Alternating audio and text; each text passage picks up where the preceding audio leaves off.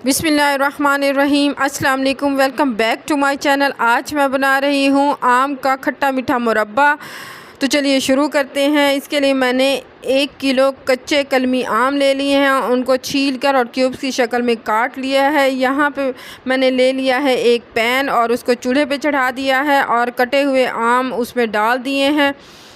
2 गिलास 2.5 गिलास के करीब 2-2.5 गिलास के करीब मैंने इसमें पानी डाल दिया है। अब मैं इसको गला लूँगी और जब ये गल जाएंगे तो इस पानी को फेंकना नहीं है। इस पानी के ज़रिए हमने एक जूस तैयार करना है।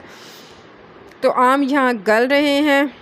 यहाँ पे मैंने इस चम्मच के साथ हल्का सा जर्दा रंग लगाकर इस चम्मच को इसमें फेर दिया था। इससे कलर जो है वो आम का खूबसूरत हो गया।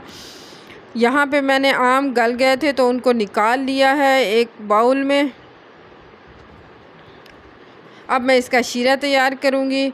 यहाँ पे मैंने कढ़ाई ले ली है, इसमें मैंने आधा किलो जो है चीनी डाल दी है और 2.5-3 गिलास पानी डाल के और 2 इलायचियाँ डाल दी हैं। अब मैं इसका शीरा बना लूँगी। शीरा जो है वो एक तार का होना चाहिए।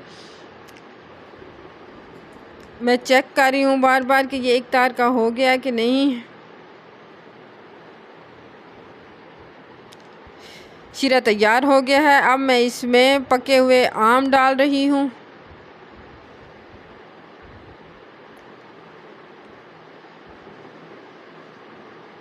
यहाँ पे मैंने 1 लीमू का रस इसमें निचोड़ दिया है। लीमू का रस डालने से चीनी जो है वो क्रिस्टलाइज नहीं होती और शीरा रह जाता है। यहाँ पे मैंने 1 चम्मच क्रश बादाम और 1 चम्मच 4 मग्स डाल दिए हैं। इसमें हेल्दी सा मुरब्बा तैयार हो चुका है। अब जो हमने इसका पानी रखा था उसके ज़रिए जूस तैयार करते हैं।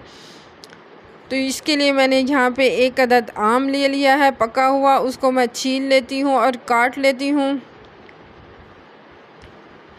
आम मैंने सिंदड़ी लिया था, उसको मैंने छील लिया है और अब मैं इसको काट लिया है और इसको मैंने जूसर के जग में डाल दिया है और वो पानी जो निकला था वो डाल दिया है और 4-5 चम्मच चीनी के डाल दिए हैं।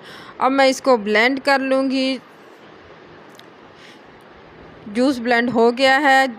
देखिए कितने मज़े का हमारा मुरब्बा तैयार हो चुका है और साथ ही मैंगो जूस भी तैयार है। दुआओं में याद रखिएगा। खुदा हाफिज़।